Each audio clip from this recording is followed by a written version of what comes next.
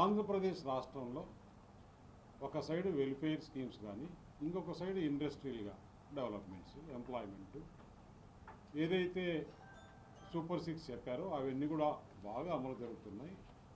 ఈ రాష్ట్రాన్ని ఏ విధంగా డైవర్ట్ చేయాలి, ఏ విధంగా ప్రజల్లో ఒక చర్చకు తీసుకురావాలని ఒక దుర్మార్గపు ఆలోచనతో జగన్మోహన్ రెడ్డి సెల్ఫ్ గోల్ వేసుకున్నారు. ఆయన కుటుంబంలో మా తాతగారు ఏ విధంగా చనిపోయారు, మా నాన్నగారు ఏ విధంగా చనిపోయారు, మా చిన్నాన్నగారు స్వయం కృతాకితం. దాంట్లో రాజశేఖర రెడ్డి గారు ఏ విధంగా చనిపోయినారనేది మొత్తం యావత్ దేశం అంతా చిన్నపిల్లలు కూడా తెలుసు. ఆ డెడ్ బాడీ ఎప్పుడు దొరుకుతుందా ఏంటా అనేది కూడా అందరూ ఎదురు చూసి ఎక్కడ జరిగింది. ఆ హెలికాప్టర్ యాక్సిడెంట్లో ఆ రోజు వాతావరణం అనేది అందరికీ తెలిసింది. ఇంతకుముందే కేశవ్ గారు చెప్పినట్లు దాన్ని ఏ విధంగా చిత్రీకరించారో చూశాం. వివేకానంద రెడ్డి హత్య ఏ విధంగా చిత్రీకరించారో చూశాం. ఈరోజు మీకు సోషల్ మీడియా ఉంది. సోషల్ మీడియాలోనే ఒక క్వశ్చన్ వేసుకోండి. రాష్ట్ర ప్రజలారా, వివేకానంద రెడ్డి హత్యను ఏ విధంగా భావిస్తున్నారు, ఎవరు చేశారని. 80% 90% మీ మీద ఆరోపణలు రాకుండా నేను రాజకీయం నుంచి సన్యాసం తీసుకుంటాను. ఓపెన్ ఒక ప్రెస్ క్లబ్లో ఒక సోషల్ మీడియా పెట్టి మీరు ఓపెన్ చేయండి. ఈ క్వశ్చన్ చేసి మీరు ఓపెన్గా ఎవరైనా దీని మీద ఆన్సర్ చేయండి. మీరు నమ్ముతున్నారా లేదా జగన్మోహన్ రెడ్డి హస్తం ఉంది దీంట్లో, వివేకానంద రెడ్డి దాంట్లో డైరెక్ట్గానే నమ్ముతున్నాం అనే క్వశ్చన్ రాకుండా పోతే నేను ఎంపీకి రాజీనామా చేసి రాజకీయాల నుంచి మానుకున్నాను. ఇవన్నీ ఒక పక్క చేస్తూ ఎంత ధైర్యంగా మళ్ళీ ఈ విషయాన్ని తీసుకొని వచ్చి అంటే అతను ఆలోచన ఏంటంటే జగన్మోహన్ రెడ్డి ఒక క్రిమినల్, ఈ గొడ్డలి అనేది బాగా ప్రజల్లోకి పోయింది.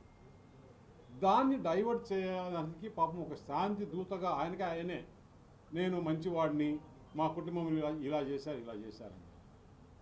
అసలు కుటుంబంలో ఈరోజు పరిస్థితి ఏంటి అనేది మనం చూస్తూనే ఉన్నాం.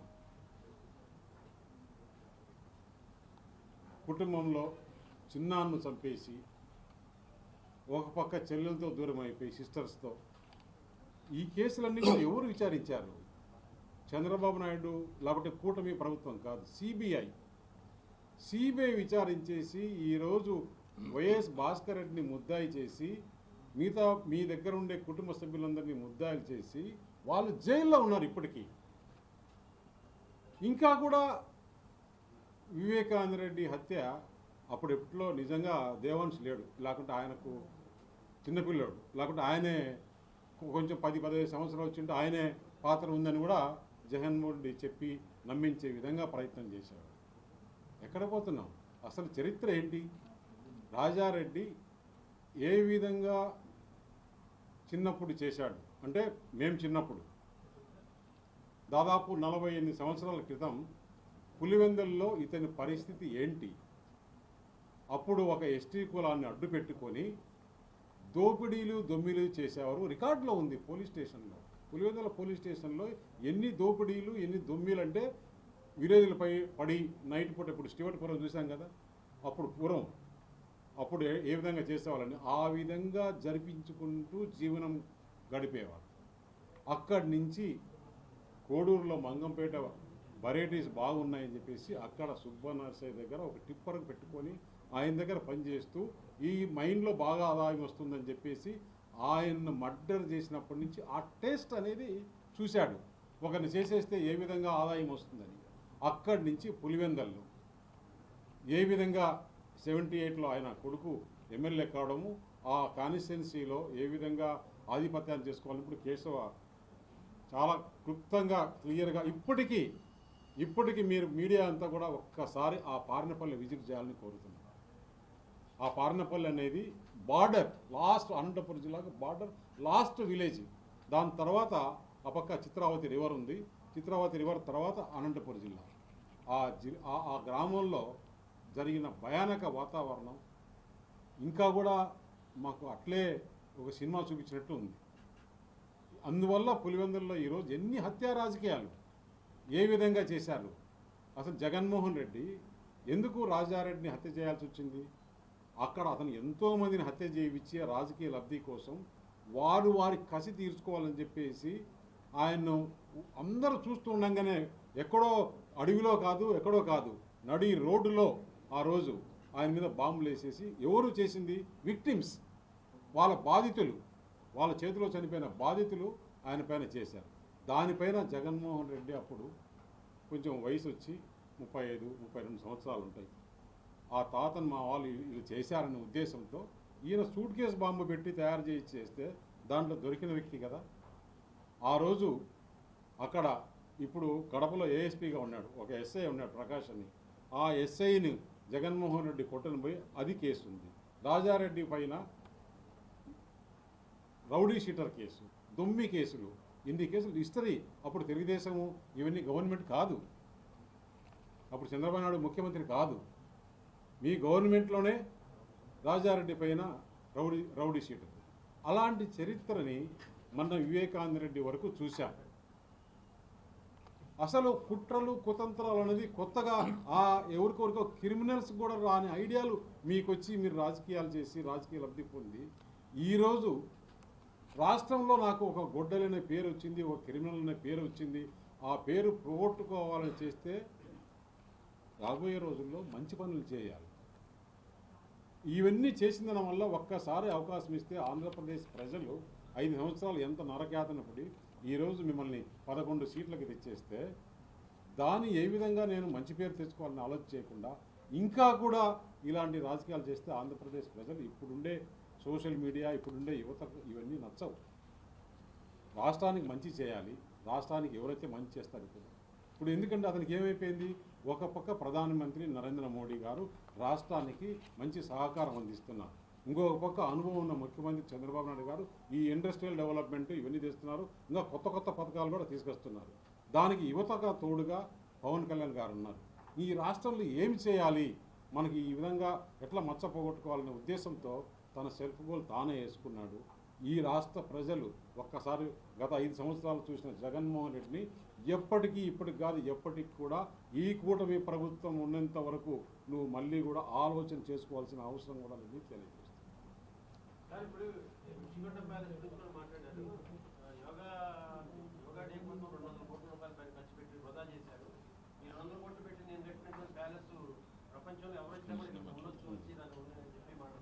ఇక్కడ టాపిక్ ఇవాళ నేరమయ రాజకీయాల గురించి, criminalization of politics. Criminalization of politics ఈ రాష్ట్రంలో ఎప్పుడు మొదలైంది, ఎలా మొదలైంది, భవిష్యత్ తరాలకు తెలియాల్సినటువంటి అవసరం ఉంది అనేటువంటిది డెఫినెట్గా మీరు అడిగిన దాని మీద చాలా డీటెయిల్గా ఇంకో రోజు డిస్కషన్ చేసుకుందాం. ఇవాళ నేరమయ రాజకీయాల మీద నిన్న జగన్మోహన్ రెడ్డి గారు మాట్లాడిన దాని మీద వీఆర్ హియర్. ఈ రాష్ట్రంలో భవిష్యత్ తరాలకి నిజాలు తెలియాల్సినటువంటి అవసరం ఉంది. గొడ్డల పార్టీ అకృత్యాలను వెలుగులోకి తీసుకురావాల్సినటువంటి బాధ్యత అధికారంలో ఉన్నటువంటి మా మీద ఉంది. కాబట్టి చాలా కేటగారికల్గా దానికి సంబంధించి పూర్తి వివరాలను వేయాలి అనేటువంటి ఆలోచనలకు వచ్చాం. ఎందుకనంటే భవిష్యత్ తరాలకు నిజాలు తెలియకుండా పోతాయి. నిజమేనేమో స్వాతంత్ర సమరయోధులు అనుకునేటువంటి పరిస్థితులు రాకూడదు అనేటువంటి దానికి ప్రధాన లక్ష్యం. మీరు అడిగిన వాటి మీద తర్వాత ఇవాళ చాలా రమేష్ గారు చెప్పారు, రాజారెడ్డి గారి మర్డర్ వెనకాల ఎవరు చేశారు, అసలు అతనే క్లెయిమ్ చేశాడు కదా. పార్థసారథి రెడ్డి గారు ఎవరైతే ఉన్నారో ఆయన వచ్చే చెప్పుకున్నాడు కదా, నన్ను ఒక అడ్వకేట్ని కోర్టు నుంచి బయటకు వస్తూ ఉంటే ఎంత పాశవికంగా దాడి చేసి చచ్చిపోయాడు అనుకుని వదిలేసిపోతే భగవంతుడు నన్ను బతికిచ్చాడు, నా వర్గీయులు ఎవరో చేశారు. ఇప్పుడు ఆ రోజున్న ఫ్యాక్షన్ రాజకీయంలో ఒకటి ఎప్పుడు కూడా హిస్టరీలో ఉంటుంది, those who live by sword die by sword అని. కత్తి పట్టుకున్నవాడు కత్తితోనే పోతాడు. రాజారెడ్డి మర్డర్ అనేది ఎక్కడో రూమ్లోనో లేకపోతే ఇంకొకటి ఎక్కడో జరగల, అడవిలో జరగల, నడి రోడ్డులో ఒక మండల హెడ్ క్వార్టర్స్లో నడి రోడ్డులో పట్ట పగలు అందరూ చూస్తుండగానే ఆయన చంపేసింది. ఎవరనేది ప్రజలందరూ చూస్తున్నారు. ఆ రోజు జైలుకి వెళ్ళి సెంటెన్స్ అయింది కదా, వాళ్ళకి శిక్ష పడింది కదా, 11 మందికి యావజ్జీవక శిక్ష పడింది. ఆ రోజున తెలుగుదేశం పార్టీకి ఇంకోరికి ఏం సంబంధం, ఆయన క్లెయిమ్ ఓపెన్గా చెప్పారు ఏం జరిగింది అనేటువంటి. రాజశేఖర రెడ్డి గారి కళ్ళ ముందు చూసాం. అది ఎంత తక్కువ మాట్లాడితే అంత మంచిది మనకు అందరికీ కూడా. ఎవ్వరు విడుదల కాలేదు, పెరోల్ కూడా రాకుండా చూశాడు అనేది ఆయన నిన్న చేసినటువంటి. పెరోల్ ఇదే వాళ్ళకున్న రైట్, అది కూడా రాకుండా చేశారు అనేటువంటిది ఆయన నిన్న చేసినటువంటి ఆరోపణని మనం చూసాం. బాబాయ్ హత్య కేసుని మనం చూసాం. మీరు బాధితుడు కాదు, మీరు నిందితుడు. ఇది నేను చెప్తున్నది కాదు, మీ చెల్లెళ్ళు ఇద్దరూ చెప్పారు. మీ చెల్లెళ్ళు ఇద్దరూ చెప్పిన విషయం. నువ్వు బాధితుడా నిందితుడా కొంతసేపు మాకు తెలీదు. కుటుంబ వ్యవహారం అనుకుంటే కూడా తండ్రిని కోల్పోయినటువంటి సునీత, బాసటగా నిలిచినటువంటి మరో చెల్లెలు ఇద్దరూ చెప్పారు మీ గురించి. మీరెట్లా ఇవాళ బాధితుడు అవుతారు?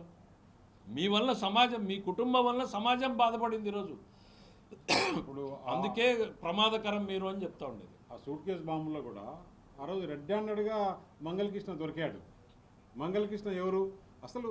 ఇప్పుడు ఒకసారి మనం గుర్తుపెట్టుకుందాం, జగన్మోహన్ రెడ్డి వెంబడి ఉండే బ్యాచ్ని చూడండి, ఇప్పుడు ఈ కూటమి ప్రభుత్వంలో ఉండే మంత్రివర్గాన్ని చూడండి. అప్పుడు మంత్రివర్గం జగన్మోహన్ రెడ్డి బ్యాచ్ ఎవరెవరు? మంగళకృష్ణ, శంకర్ రెడ్డి, శివశంకర్ రెడ్డి.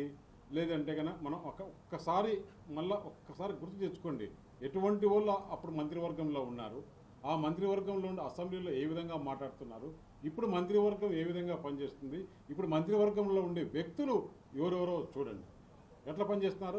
ప్రజలు అన్నీ కూడా బేరీ చేసుకుంటున్నారు. అంత సింపుల్గా లేదు. ఇప్పుడు ఏదో మామూలుగా టీవీలు పేపర్లే కాదు, సోషల్ మీడియా కూడా పవర్ఫుల్కి వచ్చినప్పుడు చిన్న విషయం ఇప్పుడు ఇక్కడ నేను మాట్లాడుతుంటే ఇప్పుడు కొన్ని వందల మంది, కొన్ని వేల మంది, లక్షల మంది ఒక సెకండ్లో 2 సెకండ్లో చూసేసి వాళ్ళు బెరీ చేసుకుంటున్నారు. ఈయన మాట్లాడింది కరెక్టా కాదా, ఏది తప్పు ఏది అబద్ధము అనేది అందరికీ నాలెడ్జ్ వచ్చేసింది ఇప్పుడు. ఎందుకంటే నాలెడ్జ్ మన ఒకరి సొంతం కాదు, ఆ రోజులు పోయినాయి. అది జగన్మోహన్ రెడ్డి గుర్తుపెట్టుకోవాలి.